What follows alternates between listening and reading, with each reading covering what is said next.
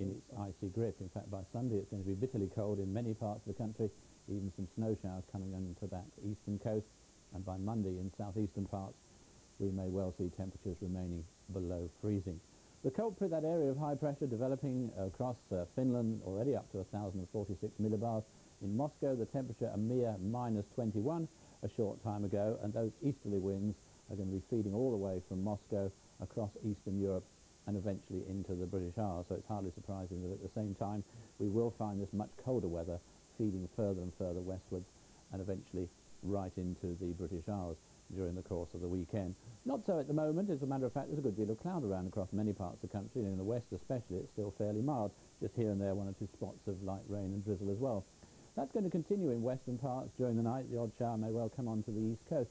The cloud's going to be thinning all the while. It's going to be very unreliable, and where it breaks you will end up with a touch of frost, and you could well get one or two icy patches on those untreated roads. There's tomorrow's chart. The high by that time snuggling down over Finland, a very intense area of high pressure at that. For most central and eastern parts, though, it will be a different day to today. It'll be bright.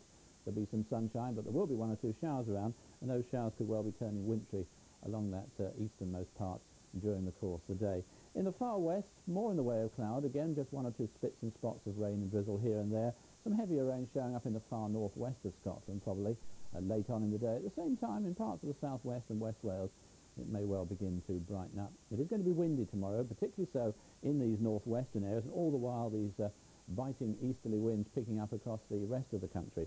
So although temperatures numerically won't be too low, around about 5 or 6 degrees, of course, as that wind picks up all the while, it is going to feel pretty cold.